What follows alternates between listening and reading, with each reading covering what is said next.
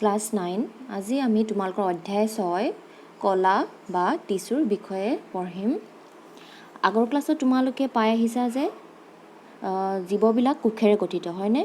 তাৰ আগতে পাইছিলা পদাৰ্থবিলাক কণাৰে গঠিত। তাৰ পাছত পাইছা কি জীৱবিলাক সকলো জীৱ কোষেৰে গঠিত। এককোষী জীৱই হওক বা বহুকোষী জীৱই হওক কি হয়, এককোষী জীৱ এটা কোষেৰে গঠিত, বহুকোষী জীৱ বহুকেইটা কোষেৰে গঠিত হয়নে?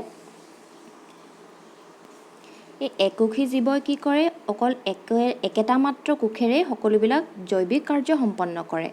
যেনে ধৰা এমিবা কি কৰে, চলন কাৰ্য, খাদ্য গ্ৰহণ, স্বকীয় গেছ গ্ৰহণ, ৰেচন আদি সকলোবিলাক সেই একেটা কোষেৰেই কৰে।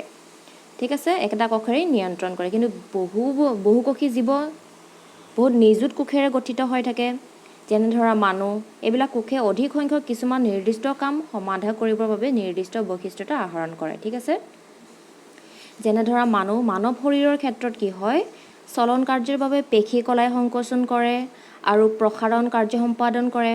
স্নায়ু কোষে স্নায়ু প্ৰেৰণ বহন কৰে। ৰক্ত কলাই অক্সিজেন, আহাৰ আৰু বৰ্জিত পদাৰ্থ সৰবৰাহ কাম সম্পন্ন কৰে। ঠিক তেনেদৰে উদ্ভিদৰ ক্ষেত্ৰত কি হয়, আহাৰ আৰু পানী পৰিবহণ সংবহন কলাই সম্পন্ন কৰে। ঠিক আছে, জীৱদেহৰ কোনো এক নিৰ্দিষ্ট কাৰ্যৰ বাবে জড়িত কোষবিলাক সদায় একোটা সমষ্টি হিচাপে থাকে আৰু এনেদৰে একেলগে বহুত কোষ জমা হ'লে তাক কয় কলা। ঠিক আছে, ইয়াতে বহুত কোষ একেলগে আছে, বহুত কোষ একেলগে সজ্জিত হৈ থাকিলে তাক কি বুলি কয়, কলা বুলি কয়।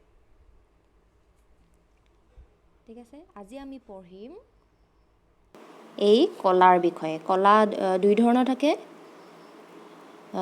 প্ৰাণী কলা আৰু উদ্ভিদ কলা। তাৰ আগতে আমি চাম উদ্ভিদ আৰু প্ৰাণী একে ধৰণৰ কলাৰে গঠিত নে? উদ্ভিদ কলাত কি হয়, উদ্ভিদবিলাক স্থিৰ বা একে ঠাইতে থাকে হয়নে? উদ্ভিদবিলাক লৰচৰ কৰি থাকে নেকি, চলাচল কৰিব পাৰে নেকি? নোৱাৰে, একে ঠাইতে থাকে। ইহঁত চলাচল কৰিব নোৱাৰে।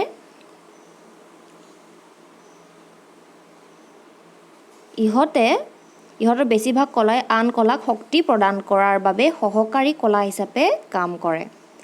ইহঁতৰ সৰহখিনি কলাই মৃত, বেছিভাগ কলাই মৃত হৈ থাকে উদ্ভিদ কলাৰ।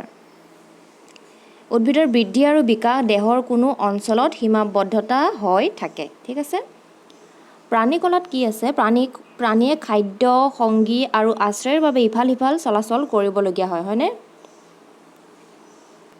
আমি সদায় চলাচল কৰিবলগীয়া হয়, আমি একে ঠাইতে থাকোঁ জানো? নাথাকোঁ। সেয়েহে বহু বেছি পৰিমাণৰ শক্তিৰ প্ৰয়োজন হয় আমাক, সেইকাৰণে বহুত শক্তিৰ প্ৰয়োজন হয়। ইহঁতৰ সৰহখিনি কলাই সজীৱ আৰু জীৱিত। আমাৰ প্ৰাণীবিলাকৰ কলাবিলাক সজীৱ আৰু জীৱিত হৈ থাকে।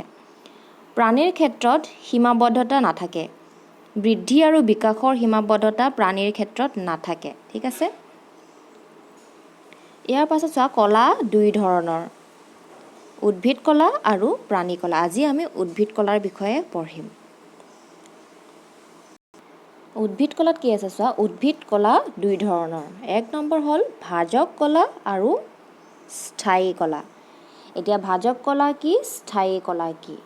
ঠিক আছে, ভাজক মানে হ'ল বিভাজন হোৱা, বৃদ্ধি হোৱা, বাঢ়ি যোৱা। ঠিক আছে, ভাজক কলাবোৰ বৃদ্ধি হয় যেতিয়া অৱশেষত বন্ধ হ'ব, বিভাজন বন্ধ হ'ব, তেতিয়া হৈ পৰিব স্থায়ী কলা। ঠিক আছে, ভাজক কলা তিনি ধৰণৰ থাকে, অগ্ৰস্থ ভাজক কলা, পাৰ্শ্বীয় ভাজক কলা, নিৱেশিত ভাজক কলা। স্থায়ী কলা দুই ধৰণৰ, সৰল স্থায়ী কলা আৰু জটিল স্থায়ী কলা। ইয়াৰ উপৰিও সৰল স্থায়ী কলাৰো ভাগ আছে আৰু জটিল স্থায়ী কলাৰো ভাগ আছে, সেইবোৰ পাছত আলোচনা কৰিম। এতিয়া আমি চাম আগতে অগ্ৰস্থ ভাজক কলা, পাৰ্শ্বীয় ভাজক কলা আৰু নিৱেশিত ভাজক কলা। তাৰ আগতে উদ্ভিদ কলা আৰম্ভ কৰাৰ আগতে তোমালোকে কলাৰ সংজ্ঞাটো লিখি ল'বা। কলা হৈছে এক গঠন আৰু কাৰ্য কৰা কোষৰ সমষ্টি। এই সূত্ৰটো লিখি ল'বা, সংজ্ঞাটো। কলা কাক বোলে? এই চোৱা, এইটো প্ৰাণীৰ ক্ষেত্ৰত কি হয়, এটা কোষ, এইটো কোষৰ পৰা বহুতকেইটা কোষ জমা হয় কলাৰ সৃষ্টি কৰে। ঠিক আছে, আৰু কলাৰ বহুতখিনি কলা জমা হয় কি হয় অংগবিলাকৰ সৃষ্টি হয় ঠিক তেনেদৰে উদ্ভিদৰ চোৱা এটা কোষৰ পৰা বহুকেইটা কোষ জমা হ'লে এইবোৰ কোষ এইখিনি কলা বহুকেইটা কোষ জমা হ'লে কলাৰ সৃষ্টি হয় আৰু বহুখিনি কলা জমা হ'লে যিকোনো অংগৰ সৃষ্টি হয় এইটো ধৰা পাত বা গা গছ সৃষ্টি হয় ঠিক আছে সূত্ৰটো লিখি ল'বা কি পঢ়ি আছিলোঁ আমি উদ্ভিদ কলাৰ ভাগ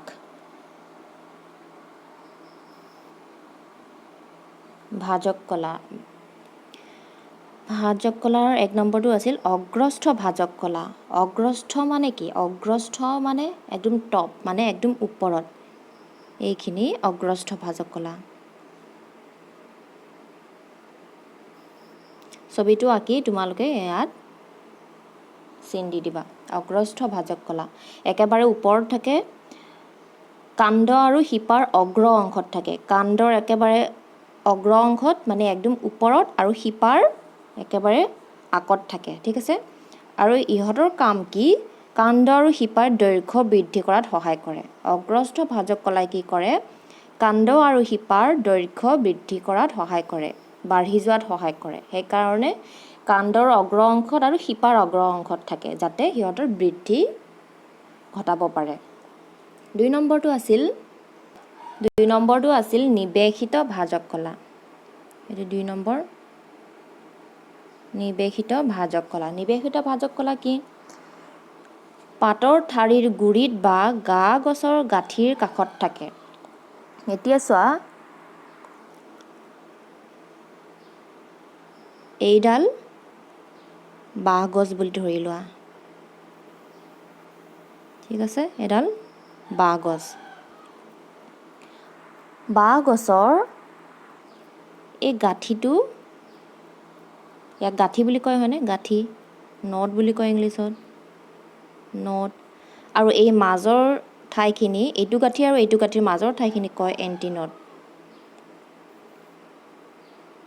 এণ্টিনট বুলি কয় এই নিৱেশিত ভাজক কলাই কি কৰে এই দুইটা গাঁঠিৰ এই ঠাইখিনিৰ দৈৰ্ঘ্য বাঢ়ি যোৱাত সহায় কৰে ঠিক আছে দুইটা গাঁঠিৰ ঠাইখিনি কি কৰে নিৱেশিত ভাজক কলাই বাঢ়ি যোৱাত সহায় কৰে দৈৰ্ঘ্য বঢ়োৱাত সহায় কৰে সেইকাৰণে কি কৰে গা গছৰ গাঁঠিৰ কাষত থাকে বা ঠাৰিৰ গুৰিত থাকে বাঢ়ি যোৱাত সহায় কৰে ঠিক আছে এইখিনি চোৱা নিৱেশিত ভাজক কলা এতিয়া আছে 3 নম্বৰ পাৰ্শ্বীয় ভাজক কলা কি ই কাণ্ডৰ কলেবৰ বৃদ্ধি ঘটায় পাৰ্শ্বীয় ভাজক কলা কি হয় কাণ্ডৰ থাকে এইখিনিত থাকে এই কাণ্ডৰ থিকনেছ মানে ইয়াৰ বহলটো বৃদ্ধি কৰায় মানে কাণ্ড এডালৰ থিকনেছ বৃদ্ধি কৰাত সহায় কৰে ঠিক আছে এতিয়ালৈকে আমি কি পঢ়িলোঁ কলা দুবিধ কি প্ৰাণী আৰু উদ্ভিদ কলা ঠিক আছে এতিয়া আমি পঢ়ি আছিলোঁ উদ্ভিদ কলাৰ বিষয়ে উদ্ভিদ কলা আকৌ দুবিধ এবিধ হ'ল ভাজক কলা আৰু আনবিধ হ'ল স্থায়ী কলা ঠিক আছে ভাজক কলাৰ ভাগখিনি কি আছিল অগ্ৰস্থ ভাজক কলা তাৰপাছত পাৰ্শ্বীয় ভাজক কলা অলপ আগতে পঢ়ালোঁ নহয় তাৰপাছত নিৱেশিত ভাজক কলা তোমালোকে লিখি ল'বা ভালদৰে দেই তাৰপাছত স্থায়ী কলাত কি আছিল স্থায়ী কলা আকৌ 2 প্ৰকাৰৰ আছিল সৰল স্থায়ী আৰু জটিল স্থায়ী আমি ভাজক কলাৰ বিষয়ে পঢ়িলোঁ অগ্ৰস্থ ভাজক কলা, পাৰ্শ্বীয় ভাজক কলা আৰু নিৱেশিত ভাজক কলাৰ বিষয়ে পঢ়িলোঁ। উদ্ভিদ কলাৰ। এতিয়া আমি পঢ়িম স্থায়ী কলা। ঠিক আছে, স্থায়ী কলাৰ বিষয়ে পঢ়িম। স্থায়ী কলা দুই ধৰণৰ, সৰল স্থায়ী আৰু জটিল স্থায়ী। সৰল স্থায়ীৰো ভাগ আছে, জটিল স্থায়ীৰো ভাগ আছে। সৰল স্থায়ীৰ ভাগবোৰ হ'ল পেৰেনকাইমা,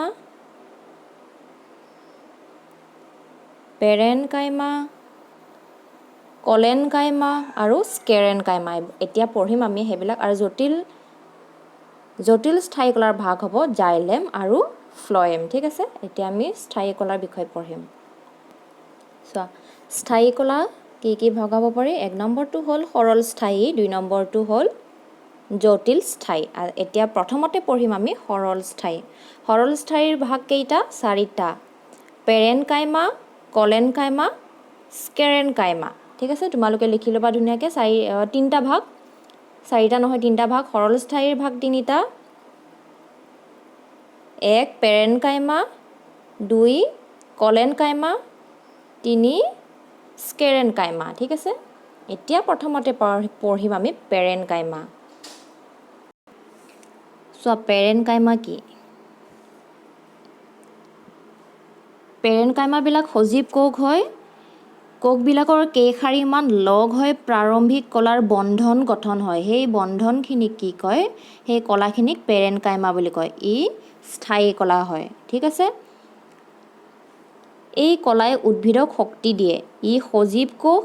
কোষবেৰ পাতলকৈ সজ্জিত হৈ থাকে। কোষবিলাকৰ মাজত সৰু বা ডাঙৰ কোষ মধ্যৱৰ্তী স্থান থাকে। ঠিক আছে, কি বুলি ক'লে? সজীৱ কোষ হয় পেৰেনকাইমাবিলাক। সজীৱ কোষ, সাধাৰণতে ইহঁতে পাতলকৈ সজ্জিত হৈ থাকে আৰু সেইবাবে কি বুলি কৈছে? কোষ মধ্যৱৰ্তী স্থান থাকে বুলি কৈছে, বিদ্যমান। আৰু এই কলাখিনিয়ে উদ্ভিদক শক্তি প্ৰদান কৰে। এই কলাই উদ্ভিদক শক্তি প্ৰদান কৰে। কিছুমান ক্ষেত্ৰত কি হয়? এই কলাৰ কোষবিলাকত কি থাকে? পত্ৰসৰিত থাকে। আৰু সিহঁতে কি কৰে? পত্ৰসৰিত, আগৰ ক্লাছত পাইছা নহয়, পত্ৰসৰিত কি কৰে? সালোকসংশ্লেষণ কৰিব পাৰে। আৰু তেনেবিলাকক কি বুলি কয়? ক্লৰেনকাইমা বুলি কোৱা হয়। যিবিলাক কোষত পত্ৰসৰিত থাকে আৰু সালোকসংশ্লেষণ কৰিব পাৰে, সেইবিলাকক কি কয়? ক্লৰেনকাইমা। সেইবিলাকক ক্লৰেনকাইমা বুলি কোৱা হয়। ঠিক আছে,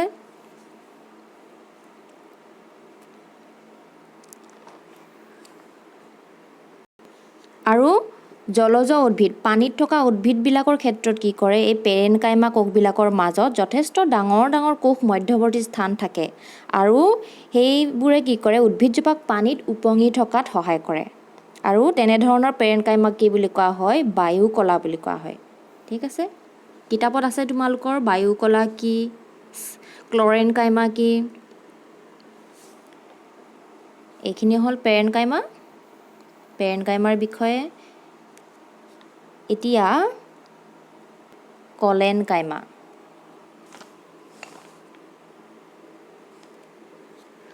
কলেনকাইমা কি? উদ্ভিদৰ বিভিন্ন অংগ, পাত, কাণ্ডবিলাক বেঁকা হৈ গ'লে বা হালি গ'লে ভাঙি নোযোৱাকৈ ৰখাত এই কলেনকাইমাই সহায় কৰে। যাতে ভাঙি নাযায় তাৰ বাবে কোনে সহায় কৰে? কলেনকাইমাই সহায় কৰে। ঠিক আছে, এই কলাবিধে উদ্ভিদজোপাক শাৰীৰিক শক্তি প্ৰদান কৰে। ই সজীৱ কলা। দীঘলীয়া আৰু অনিয়মিতভাৱে কোষবোৰৰ চুকবিলাক ডাঠ হৈ থাকে। কোষ মধ্যৱৰ্তী স্থান একেবাৰে কম বা নাথাকে বুলিয়ে ক'ব পাৰি। ইয়াৰ পাছত অন্য এবিধ স্থায়ী কলা হ'ল স্কেৰেনকাইমা। এই কলাবিধৰ বাবেই কি হয়? উদ্ভিদ দেহ কঠিন আৰু দৃঢ় হয়। এই স্কেৰেনকাইমাই কি কৰে? উদ্ভিদজোপাক কঠিন আৰু দৃঢ় হোৱাত সহায় কৰে। ই মৃত কোষ।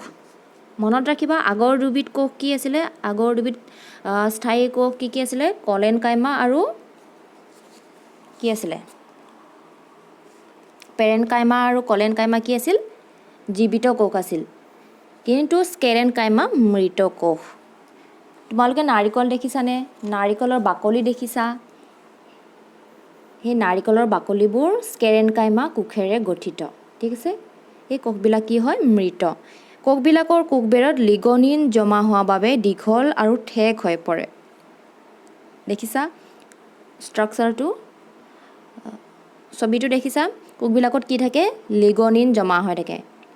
এতিয়া তোমালোকক প্ৰশ্ন সুধিব পাৰে, নাৰিকলৰ বাকলিত থকা কোষবিধৰ বা কলাবিধৰ নাম কি? স্কেৰেনকাইমা।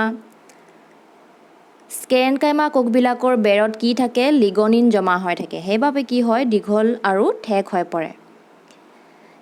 স্কেৰেনকাইমা ক'ত ক'ত পোৱা যায়? কাণ্ডত পোৱা যায়, পাতৰ শিৰাত পোৱা যায়, গছৰ গুটিৰ বাকলিত পোৱা যায়। সুধিব পাৰে, স্কেৰেনকাইমা উদ্ভিদৰ কোনবিলাক অংশত পোৱা যায়? কাণ্ডত পোৱা যায়, পাতৰ শিৰাত পোৱা যায়, গছৰ গুটিৰ বাকলিত পোৱা যায়।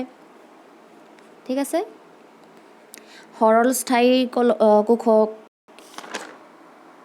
সৰলস্থায়ী কলাৰ বিষয়ে পঢ়িলোঁ। পেৰেনকাইমা, কলেনকাইমা আৰু স্কেৰেনকাইমাৰ বিষয়ে পঢ়িলোঁ। ইয়াৰ পাছত পঢ়িম আমি জটিল স্থায়ী কলা। জটিল স্থায়ী কলাৰ ভাগবোৰ পঢ়িম, কিন্তু তাৰ আগতে আমি চাম বহিষ্টক কি। বহিষ্টক কি? পাত এখনৰ বাহিৰৰ ফালে থকা কোষৰ এটা শাৰীক বহিষ্টক বুলি কোৱা হয়। পাত বুলি নহয়, পাতেই হওক বা কাণ্ডই হওক, বাহিৰ ফালে থকা এটা শাৰীক, একেলগে এনেদৰে থকা এটা শাৰীক বহিষ্টক বুলি কোৱা হয়। বহিষ্টকখন এশাৰী কোষেৰে গঠিত। এনেদৰে এটা শাৰী কোষেৰে গঠিত। খৰাং ঠাইত জন্মা উদ্ভিদবিলাকৰ বহিষ্টক যথেষ্ট ডাঠ, যিয়ে উদ্ভিদৰ অভ্যন্তৰৰ পৰা পানী ওলাই যোৱাত প্ৰতিৰোধ কৰে। খৰাং ঠাইত দেখিছা নহয়, যিবিলাকত বৰষুণ কমকৈ হয়, সেইবিলাকৰ উদ্ভিদবিলাক কি হয়? ডাঠ, এনেদৰে গোট খাই থাকে, ডাঠ হৈ থাকে। আৰু কিয় ডাঠ হৈ থাকে? সেই বহিষ্টকখন বহুত ডাঠ হৈ থাকে, কাৰণ তাতে যাতে পানীখিনি জমা কৰি ৰাখিব পাৰে, পানীখিনি যাতে ওলাই যাব নোৱাৰে, সেইবাবে ডাঠ হৈ থাকে। বহিষ্টকৰ মুখ্য কাম হ'ল উদ্ভিদজোপাক ৰক্ষণাবেক্ষণ দিয়া। এইটো মনত ৰাখিবা, উদ্ভিদজোপাক ৰক্ষণাবেক্ষণ দিয়া হৈছে বহিষ্টকৰ মুখ্য কাম। ঠিক আছে? বহিষ্টকৰ কোষ মধ্যৱৰ্তী স্থান নাথাকে। এয়া হ'ল বহিষ্টকৰ বিষয়ে, তোমালোকে লিখি ল'বা। ইয়াৰ পাছত পত্ৰৰন্ধ্ৰ। পত্ৰৰন্ধ্ৰ কি? আগতে পাইছা তোমালোকে? পাতৰ বহিষ্টকত থকা সৰু সৰু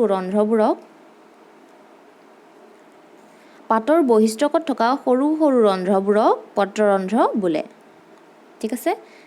পাতত থকা সৰু সৰু বিন্ধাবিলাকক পত্ৰৰন্ধ্ৰ বোলে। পত্ৰৰন্ধ্ৰবিলাক বৃক্ক আকৃতি দুটা কোষেৰে আগুৰি থাকে। এয়া চোৱা, ছবিটোত চোৱা, দুটা এনেকৈ বৃক্কৰ নিচিনা হয়নে? বৃক্কৰ নিচিনা দুটা কোষেৰে আৱৰি থাকে। ইয়াত মাজত থাকে। ইহঁতক ৰক্ষী কোষ বোলে। পত্ৰৰন্ধ্ৰবিলাক বৃক্ক আকৃতি দুটা কোষেৰে আগুৰি থাকে। ইহঁতক ৰক্ষী কোষ বা গাৰ্ড চেল বুলি কোৱা হয়। ঠিক আছে? বাষ্পমোচন, ট্ৰেন্সপাইৰেশ্যন, অৰ্থাৎ উদ্ভিদে অভ্যন্তৰৰ পৰা বাষ্পকাৰে পানী এৰি দিয়া প্ৰক্ৰিয়াটো এই পত্ৰৰন্ধ্ৰৰ মাজেৰে সংঘটিত হয়। উদ্ভিদে যে কি কৰে? বাষ্পকাৰে পানী এৰি দিয়ে, সেই বাষ্পমোচন কি হয়? এই পত্ৰৰন্ধ্ৰৰ মাজেৰেই সংঘটিত হয়। ঠিক আছে? লিখি ল'বা তোমালোকে। ইয়াৰ পাছত আহিল জটিল স্থায়ী কোষ। সৰল স্থায়ী কোষৰ বিষয়ে পঢ়িলোঁ। এতিয়া জটিল স্থায়ী কোষ নহয়, কলা হ'ব। জটিল স্থায়ী কোষ নহয়, জটিল স্থায়ী কলা। ঠিক আছে? জটিল স্থায়ী কলা দুই ধৰণৰ আছে, জাইলেম আৰু ফ্ল'য়েম। প্ৰথমতে পঢ়িম আমি জাইলেম। দুই ধৰণৰ, জাইলেম আৰু ফ্ল'য়েম। প্ৰথমতে আমি পঢ়িম জাইলেম। জাইলেম কি? জাইলেম হৈছে সংবহন কলা, আৰু কি কৰে? সংবহন কৰে। ই ট্ৰেকাইট, নলিকা, জাইলেম, পেৰেনকাইমা আৰু কাষ্ট তন্তুৰে গঠিত। জাইলেম কিহেৰে গঠিত? জাইলেম ট্ৰেকাইট, নলিকা আৰু জাইলেম, পেৰেনকাইমা আৰু কাষ্ট তন্তুৰে গঠিত।